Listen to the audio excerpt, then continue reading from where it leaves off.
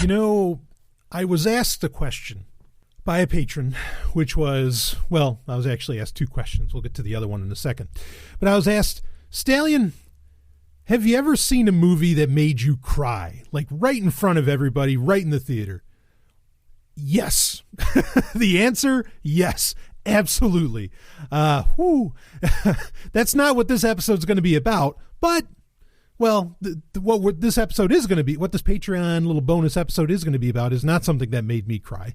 Certainly made me happy, not tears of joy, nothing like that, but didn't make me cry. But I'll tell you, and I think I've mentioned this before, movies that made me cry specifically, I can think of a few, I guess one I didn't see in theaters. At least, I mean, one day I'd love to see it in theaters, actually. I know there's been opportunities. But Star Trek II, Wrath of Khan. Actually, I didn't see Star Trek. I didn't see Wrath of Khan in theaters. For a second there, I was like, I remember my dad taking me to a Star Trek movie, but I think it was Star Trek 3. I don't know that it was Star Trek 2. Anyway, Star Trek II, Wrath of Khan, I still well up during that. Actually, Star Trek the Motion Picture, when they're doing the Enterprise dry dock scene and there's that 6 minutes of Jerry Goldsmith score that just pulls your heartstrings like there's no tomorrow, that always gets me every time. I mean, it's just so powerful and emotional and encapsulates everything really that I want in life, I guess. In theaters, the first time I remember actually crying in theaters was would have been Forrest Gump. I saw Forrest Gump in theaters and I cried when he's talking to at Jenny's grave. Oh, shit. Got me right there. Short Circuit 2, when I was a very little kid, that made me cry, but I was a little kid, as to where these other ones, not that I've watched Forrest Gump in a long while, but those two Star Trek movies still can kind of get me. Tron Legacy, oh yeah. When right at the end, when Flynn is like keeping Clue from getting to to his son and Cora, man, I'm gone. Like that is such an amazing moment in movie history, because it's one of those rare moments where if you loved something 20 years previous, which, or however long, 25, whatever, which it would have been when the original Tron came out, to finally get a payoff and find out what happened with those characters, and for it to be such a beautiful thing, and for it to be not a reboot, but an actual continuation of what was going on. Oh man. I mean, you've got 20 years of love that finally just comes together in that film. So beautifully done. I love that movie. It's crazy that people don't dig it. Anyway, I love both of them, Tron and Tron Legacy. So yeah, those are some examples, movies that have brought a tear to the eye, And I remember I went with one of my best friends, to go see Tron Legacy. It was just after work, and oof, man, like a ton of bricks. Anyway, so the movie I'm here to actually talk about did not make me cry, as I said, but it was also kind of a request, and it was going to happen anyway, because I have made it a tradition on Patreon to review every DC animated movie that comes out. Now, there's a specific DC animated universe, and then there are just DC animated movies. Like, I think the last one we did was for Vixen, which actually is part of the Arrowverse. It's not part of the DC animated universe. And I didn't know that when I started watching it. Like, I wasn't aware. I was just like, oh, a new DC animated movie. Okay, I'll check it out. But it's not part of the DC animated universe. Now, the movie that we are here to talk about, which is Batman and Harley Quinn, there is some debate still, as I understand it, as to whether this is part of the DC animated universe. Bruce Timm has said that it's part of the DC animated universe. And, whether or not, that directly, it has Kevin Conroy playing Batman. All the voice actors from Batman the Animated Series are pretty much back for this. So yeah, it has all the recipe to be a part of, to be, effectively a Batman the Animated Series movie. But, the studio hasn't made any of that official or whatever. So understand that out of the gate, but it feels very much, and the feels are very important for this film, because there are certain things, certain abstracts, certain universes, I think that they are trying to appease and appeal and draw from in this, that makes it a very, very, very interesting hybrid animal of a DC film, animated or otherwise. So, in fact, the closest thing I can really compare this to, and please listen to the whole review, because for some people this will be a turn on, for other people this will be a turn off. For me, it's a turn on. It reminds me of Batman Forever in a lot of ways. Like, it really, really reminds me of Batman Forever. So, and spoiler alerts, folks. Like, I'm going to be, there's going to be some spoilers here, just because of the nature of reviewing what exactly happens. So, Batman and Harley Quinn. So, I guess just opening it up, I loved it. I thought it was really enjoyable. It is a super, super strange fucking movie. Like, I mean, as far as any DC animated venture, this is a very, very weird film, because I think it's trying to pull from, like I said, a lot of different universes, a lot of different versions, shall we say, of Batman. Obviously, the most apparent is Batman, the animated series. Of course, that's why they had Kevin Conroy. They had the same gal doing Harley Quinn, and all this. And the plot of the movie is that Poison Ivy and not Swamp Thing. At first, you kind of think it's Swamp Thing if you don't know the difference, but it's actually Floronic Man, who is a classic character, and obviously they usually use his real name Jason for most of the time, because Floronic Man just sounds ridiculous. It's definitely a byproduct of years, of decades gone by.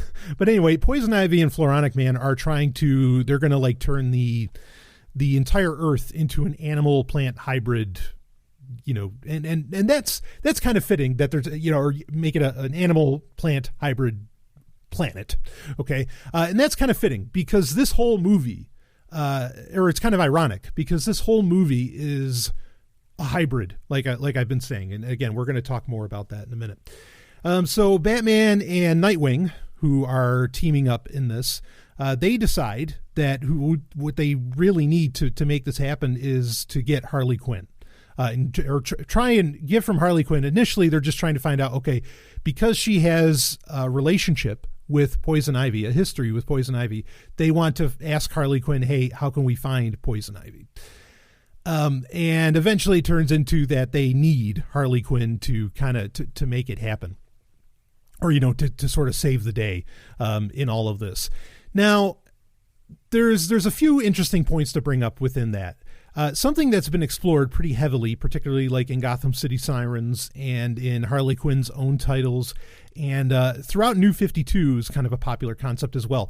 There was the idea that actually Harley Quinn and Poison Ivy are lovers. They are full-on lesbian lovers. I mean, they're bisexual as well, as can be seen from, Harley being into the Joker.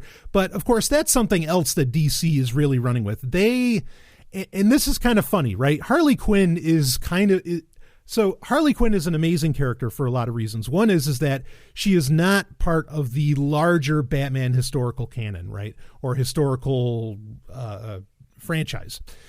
She was created specifically by Bruce Timm for Batman the Animated Series and became such a popular character. She is really, in many ways, I think for DC, she may be the first character that, first major character, is certainly one that ever got her own title, that jumped from from a cartoon series into the comic book instead of vice versa. Usually it's vice versa, where they come from the comics into the cartoon series.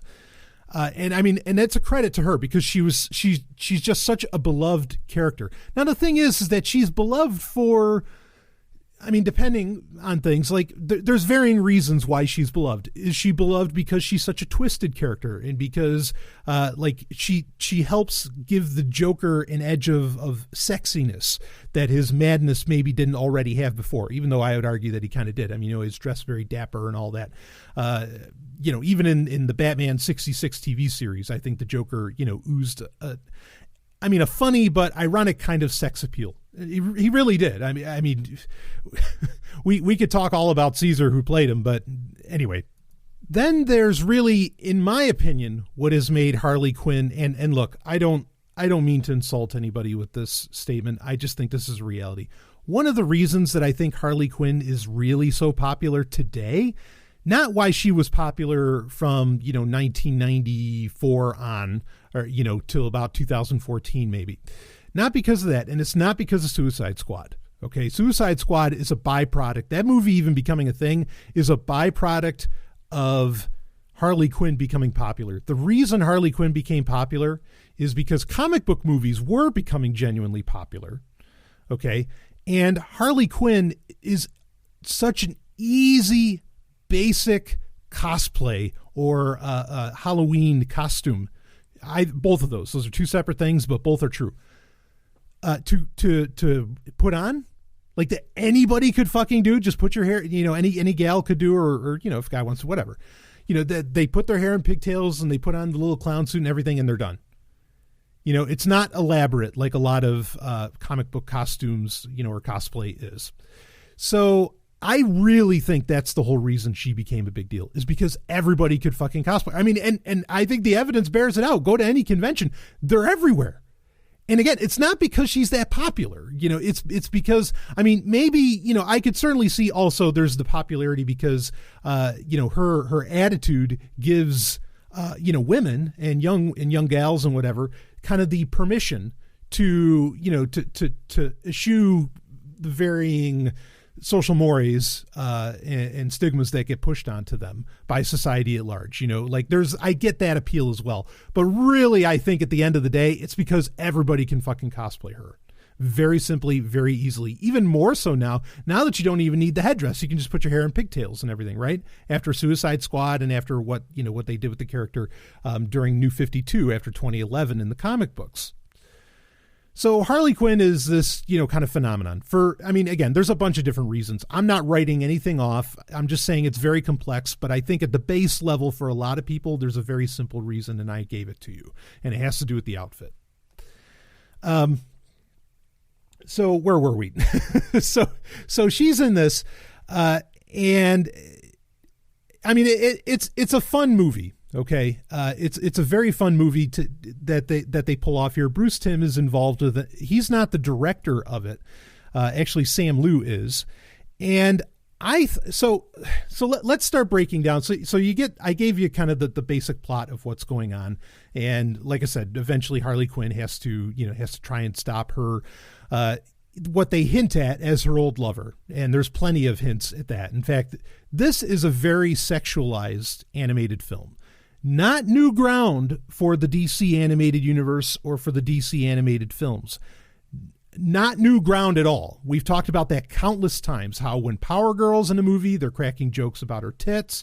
All kinds, there's all sorts of this very adult stuff that goes on in the DC animated universe. As I've said countless times, and the reason that I review every one that comes out is because they are the most adult comic book films out there. They are the best comic book films out there, bar none. They blow away anything Marvel's doing. They just smoke it. And even the 2009 Wonder Woman film is almost as good as the 2017 Wonder Woman live action film. The animated film is almost that good. In fact, it was supposed to be rated R, the original animated film, just they cut out a bunch of stuff. I'd still love to see that come out someday. But anyway, so this is a very adult film. There are things that happen, things that people have complained about already with this film. Very similar to, in fact, I did a review of Batman: The Killing Joke, which was widely panned, it seems, by reviewers, say on, IO9, Gizmodo, or a bunch of those different properties. And I totally disagreed with them across the board on this. They are giving the same bad reviews to this film. They are saying that Harley Quinn is merely there for tits and ass, and that they sexualize something that doesn't need to be sexualized, blah, blah, blah. Bull fucking shit. Bullshit. I don't know what the fuck is wrong with all of these reviewers. Why do they not want sex in comics? That really feels like what it comes down to in a lot of this. Okay, this movie, Batman and Harley Quinn, I mean, it's not like it's not like they don't appeal to a broad spectrum of sexualities. Okay, this is not all some kind of like cis hetero fantasy land that you're watching, in animated form on the screen with this. Okay, there's the joke. I mean, yes. All right, again, spoiler alerts. Her and Nightwing fuck. It's obvious. They fuck. And it's almost BDSM because Nightwing's strapped to the bed. All right? That happens. But before she even starts fucking Nightwing, Harley Quinn says to Nightwing, hey, I didn't even think you were into women. Because Nightwing is kind of playing coy while he's all tied up and he's cracking jokes. He says, look, it's not that I don't find you attractive and all this shit, right? And she says, like, I thought you were gay. She says how, well, I remember I even did kind of a dissertation or something on the fact of, you and Batman, everybody thought Batman and Robin were lovers, which Batman and homosexuality, I mean, there's a whole Wikipedia entry on that. I mean, this is something that's been theorized for a very long time. Okay. And she didn't have a problem with it. She was just saying, hey, I thought you guys were gay, and she kind of hinted that she thought that was great. Then, of course, there's also the absolute, lesbianism between Poison Ivy and Harley Quinn that gets put on display. Now, Harley Quinn does, she does various stripteases. There's a point in a club where she's singing a song and she's in full outfit, even with the headpieces and everything. And she kind of like shakes her tits and whatever, and she's doing stuff with her ass. But So I mean, again, this is very, very much sexualized. In fact, I'm not going to say what happened, but at the end of it, there's a point where, at the very end of the film, where Harley Quinn is in between on the ground, and I'm making it sound somewhat worse than it is, but I think it was actually hinting at something. She's on the ground, and she comes up with this solution to the problem that Batman and Nightwing didn't think of. And, it's so simple and brilliant. They both kiss her, one on each cheek. Batman on one cheek, Nightwing on another cheek. Now, if that turned into a threesome, by MMF action, by all means. I mean, the hint was there. And this is the thing. So as sexy as this film was, there's a lot of tongue-in-cheek. There's a lot of comedy, and some of it is genuinely very laugh-out-loud funny. All right, now, this is what I mean by how this movie pulls in from varying different universes. Okay, particularly, and what really, nails it on the head and what really makes it very clear, what I'm about to say, is that scene where Harley Quinn is doing a rock number, or where she's doing a song number, okay, and she's singing at this club where there's a bunch of different villains there and everything. This movie is clearly paying homage and drawing from the 66 Batman. I mean, it's just obvious. The music, this is probably the most unique soundtrack I've heard maybe since Justice League Dark. But this is not like where it's a mixture of dubstep and symphony like it was in Justice League Dark. This was, they were taking a lot of the dark anthems from Batman, from the past maybe 20, 30 years of Batman, okay? And they were turning them into more swinging, sexy sounds, to steal something from Rob Zombie, swinging, sexy sounds that sounds like the 60s, where you take these really dark themes, but it has like a 60s flair to it, and it's meant to be kind of jovial and joculent. And I think that all of that was hinting at, okay, we're pulling a 66 Batman here, but we're mixing it in with with Kevin Conroy's Batman, with Bruce Timm's, Batman the Animated Series, right? And with the darkness and all this stuff. And I mean, and it's over and over and over again. Some people, I wouldn't blame people if there are people that hate the soundtrack for this. It took me a while. It wasn't until I realized what they were doing. And again, it became really blatant during the club scene where Harley's singing. It took me until it got to there to really realize what they were pulling off. And then I was like, oh no, actually, okay. I'm enjoying the music. At first I was hating it. And there's 3 different composers. Which explains how they brought in such diverse styles. Now what happens at that club scene is you see people that look like they're straight out of the 60s, and they're doing 60s style dancing. Even Batman starts to kind of tap his fingers a little bit. And of course there's now it's a classic meme where, Batman is actually dancing, and that's from an episode of the 66 Batman series. All of that's there. I mean, and you kind of get the hint right from the opening credits too, where they're very comedic.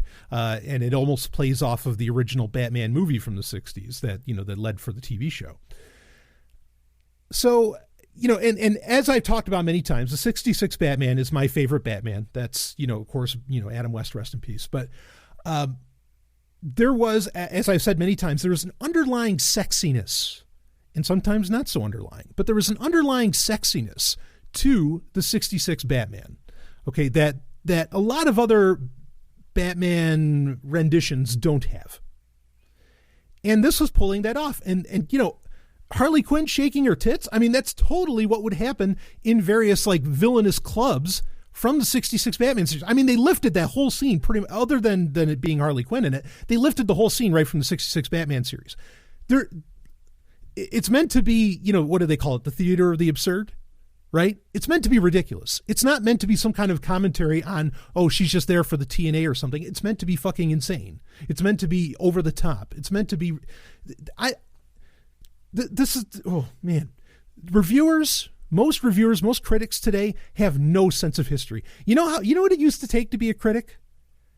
You would literally go, to some degree, you would go to like courses, classes, almost school to be a professional critic for, say, newspapers or for, TV or something like that.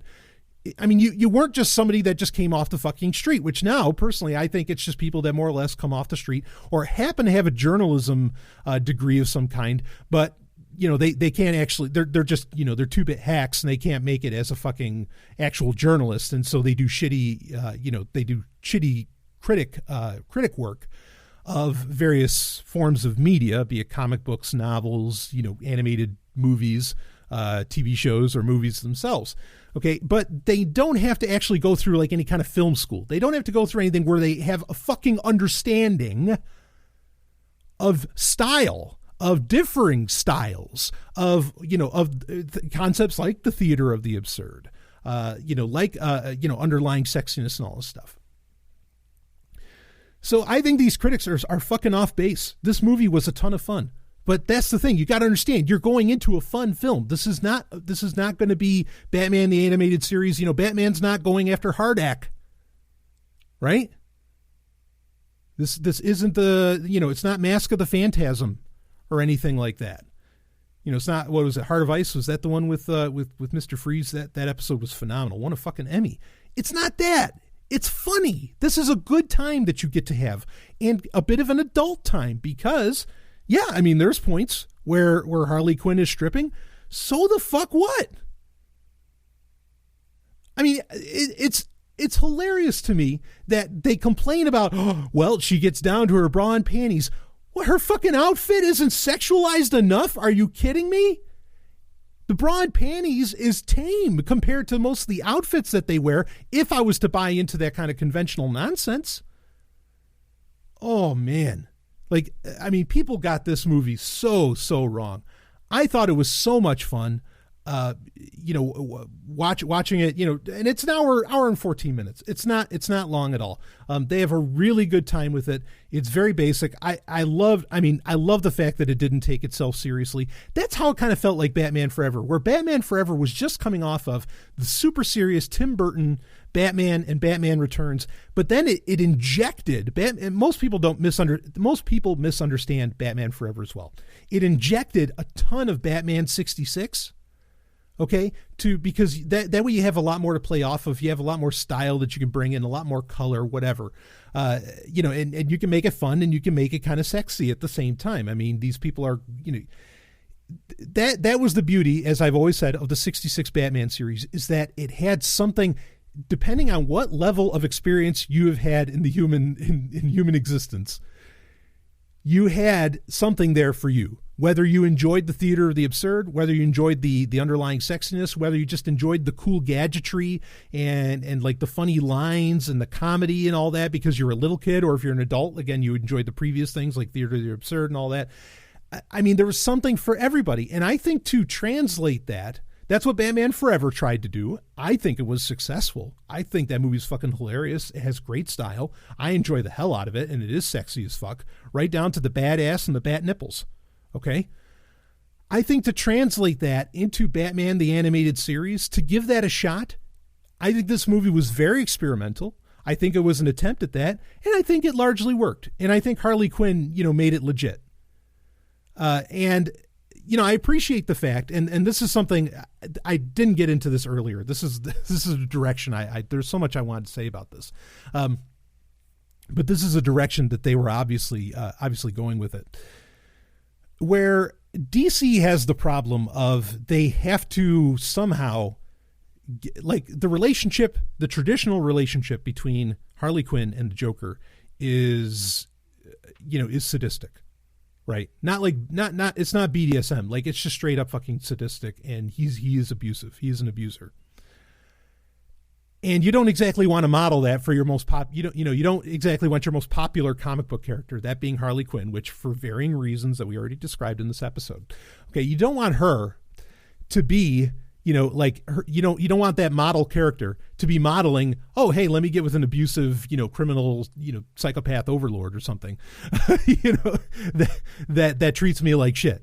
Right. So that's something they've been dealing with, that DC has been dealing with and retconning for a while. And that's something that the animated universe hasn't exactly had the opportunity to do. Okay. Is to show that, well, no, Harley Quinn, we know she's popular now. So now we need to make her more of a hero, which this movie accomplished. And we need to, show that she realized just how terrible her relationship with the Joker was, and she's out of that. And of course, that's why there's that history with her, her that relationship with her and Poison Ivy. So yeah, I mean, it fired all those cylinders. Like, it was firing on all of those cylinders. All of those goals, in my opinion, were accomplished with this film. It's something that they needed to make. Bringing in Nightwing was a very nice touch. I'm glad that happened. It's not exactly New 52, where a lot of the animated universe has been New 52. I mean, DC has its own problems, and in fact, it's going through them right now, where now they're saying they're making multiple cinematic universes. I'm not even talking about the animated films. I'm talking about just the ones that get released in theaters. Now they're saying they're making multiple cinematic universes, like Batman the new Batman movie isn't going to be attached to Justice League anymore. I mean, they're like, there's all these fucking problems. It's really, really crazy. So DC has this problem. They've had this problem forever. That's why in the 80s, they fucking did Crisis on Infinity Earths, right? Or on Infinite Earths, whatever. Yeah, it's a problem. So where this sits, I don't know. I mean, if it's just another movie, if it's a sequel to Mask of the Phantasm or Secret of the Batwoman or something, I mean, or Mystery of the Batwoman, fine. Like, it works. It sits in very nicely with that. Bruce Timm did a great job as usual. I'm glad that he's finally letting the show fucking grow up. And really, I think the only way he could do that in a more honest fashion, without running into the criticism, he still ran into it, and I want to talk about that for a second. Without running into the criticism that he got for sexualizing Batgirl in Batman the Killing Joke, the only way he could really do that is by going to the theater of the absurd that Batman 66 allows for, to where you can have that comedy, but allow for the sexiness within that comedy and make it happen.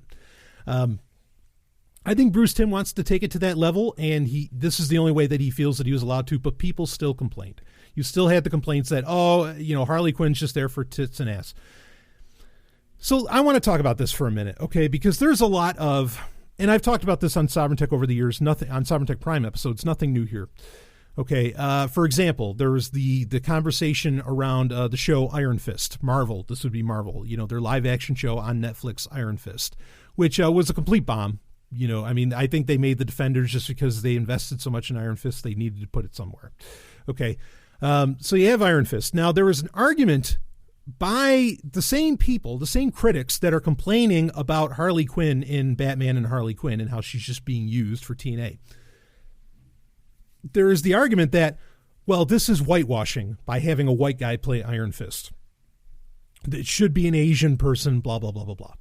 Okay, so I talked about this, and I debunked the fucking shit out of that nonsense. Okay, first off, yes, obviously, Iron Fist is traditionally a white guy in the comic books. So it makes sense to have him be a white guy. Now they say, well, but you can correct this, just like where they made Nick Fury into Samuel L. Jackson instead of David Hasselhoff, blah, blah, blah.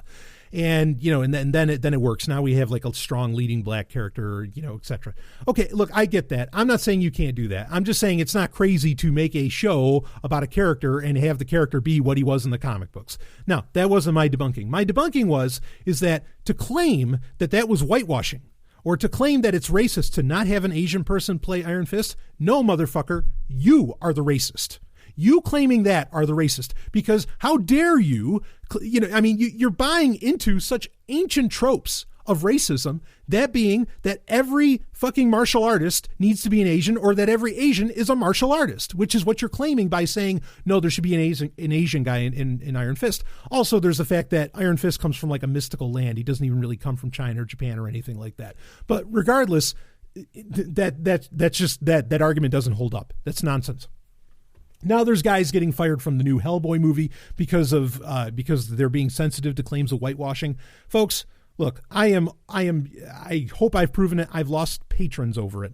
I am very attuned, and I am very concerned, and I am very aware of social justice issues. And, I have plenty of people that call me an SJW. Fine, whatever. You go ahead and call me what you want.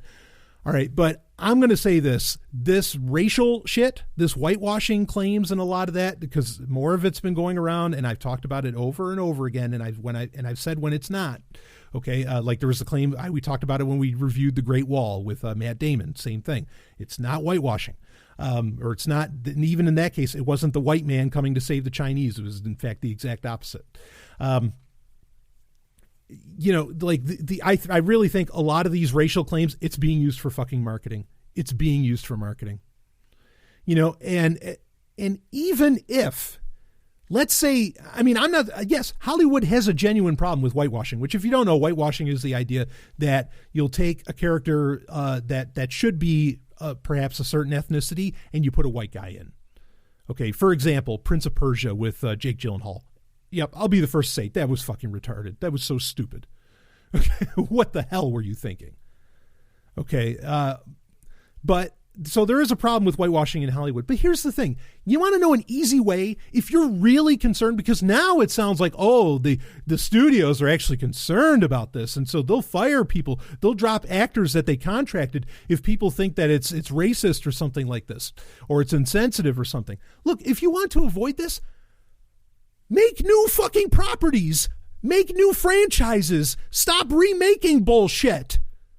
Then they can't say that you're whitewashing if you're making an entirely new character that has no history to where there could be a claim of that. Holy fuck.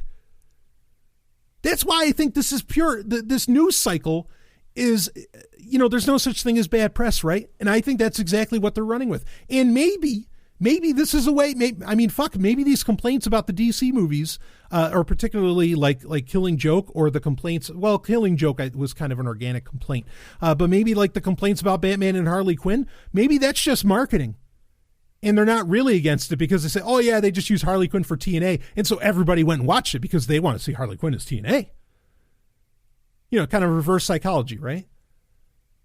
I have to believe that's what's going on because the answer is so fucking obvious. Stop doing remakes. Stop doing all this shit if you actually give a damn. I don't think they do. I think they make money out of the outrage. And look, is there a broader, does this have broader appeal, not appeal? Does this have broader applications for a lot of other things going on in society outside of the entertainment industry? Sure, maybe. I'm open to that. Okay, but let's be really fucking clear here that studios could solve all of these claims of problems around what's going on with varying characters and whatever if they would just start making original properties again. Start making original movies, have actual new ideas. But they won't. They don't do that. They're set in their ways. You're never going to You're just not. You're not going to get any good shit really out of Hollywood. It's so rare that you do. You got to go back to old franchises. And I'm not saying that that's necessarily bad. I think it's bad when it's a reboot. I don't want it to, or, when it's a remake, I should say, not a reboot. When it's a remake, I don't want to see that fucking shit.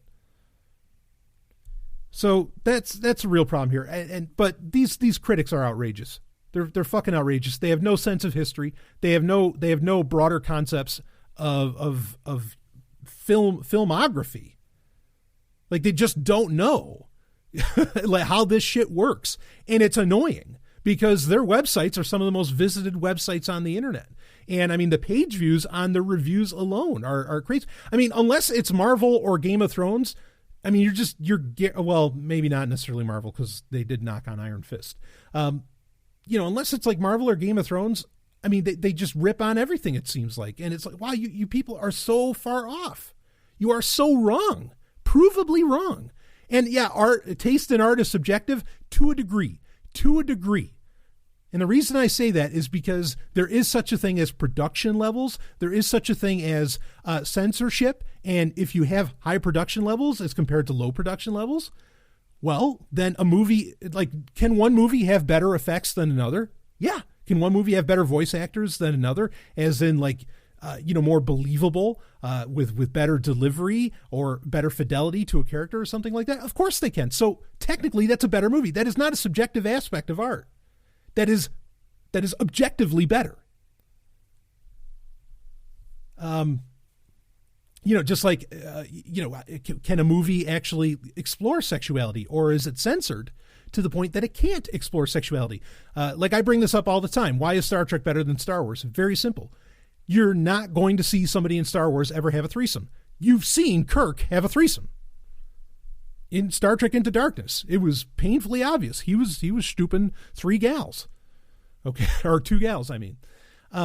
So in that way, it is better because it is allowed to explore more aspects of the human experience, of the human condition. Okay? I'm not getting any bigger. I mean, if you love Star Wars more, that's fine. I totally understand that. Obviously, I'm a huge Star Wars fan. Okay. But, let's just be clear here. There are aspects of art that are absolutely not subjective, that have objective measurement to them. So don't tell me that, well, this is just their opinion. Yeah, there's your opinion, but then there's like your completely uninformed fucking opinion that means nothing to me. And that's how I feel about a lot of people that reviewed Batman and Harley Quinn. So yeah, I mean, all right, I don't want to spend much more time on this. This is just meant to be a short review. I loved it. I thought that very cool. The way, there's so many little things that go on. The relationship between Harley Quinn and Poison Ivy is fantastic. The comedy is very funny. The art style, great. The music, once you understand what's going on, that they're trying to call upon, a bit of, Batman the Animated Series was always pulling upon a little Tim Burton, but they're trying to pull on, some Tim Burton. They're trying to pull on some Batman 66. They're trying to pull on some Batman Forever. They're trying to bring in all these different elements. And once you realize that, then you see all the stylistic choices and it makes a lot of sense and it works. Even the club scene and, the song that Harley Quinn was singing, I thought was actually pretty good. I mean, and that's another thing I'm sure they're going to do. They've got to be selling that song around as a single. I mean, and every gal around, that has just a passing interest in comic books is probably buying that single right and left. In fact, I'm kind of disappointed. Usually La La Land Records, who I'm a customer, a frequent customer of, La La Land Records, they usually release, like when a movie comes out, they will release the soundtrack. Generally be a limited edition. It'll be like 3,000 unit pressing of CDs. Sometimes it'll have a digital release, not always. And usually they release it right away, but there's no soundtrack released for this yet. I was a little disappointed by that, because that's another thing that all of the DC animated films, or most of the DC animated films, I shouldn't say all, have really done well. It's a great soundtrack. Like I said, this one at first I was a little iffy on, but then once I got it. And I was like, oh, no, this is brilliant. You really did an amazing job, kind of putting this all together. And it was a lot of fun. And that's the best way to describe this film. Just a ton of fun. Have fun watching this. It's the Dark Knight, but it's not like the morose Dark Knight. Okay. So, just enjoy it for that. Harley Quinn is pretty cool in it. Having Nightwing in it, I love Nightwing. I've always loved that character. I've talked about that many times. Really cool to have him on board. Again, there's genuine comedy in this. And the fact that Nightwing and Harley Quinn stooped, cool. I have no problem with that. And like I said, I hope at the end, there was a fucking 3-way. I hope Bruce, Dick, and Harley, all 3 got it on. That'd be awesome. So, what the hell? So yeah, I enjoyed this. So do check it out if you haven't. I thought it was a brilliant little film. Pay no attention to the rest of the fucking critics. Just don't. They are just asshats. Holy crap, that was great. Harley Quinn actually says asshat. She calls the Joker an asshat in it. I was like, oh, that was so cool. There's lots of little lines in it that are a lot of fun too. But anyway, yeah, just a fun film. So Batman and Harley Quinn. If I was going to give it a ranking, I guess what I do, I usually do grades or 1 out of 10. When I reviewed Night Trap, I did like 1 out of 10. I'd probably give it an 8. I'd give it an 8. By comparison, Mask of the Phantasm, I give that a 9. So I give this an 8. In fact, it probably would have been more like a 7. I give it an 8 for the sexiness, because it is a sexy little animated film. So anyway, check that out. More content will be coming out this week. And let me tell you, patrons, September is going to be your month. You just wait and see. Of course, new Sex and Science Hour will be out this week. New Sovereign Tech will be out this week. I will see you on the other side. Woo!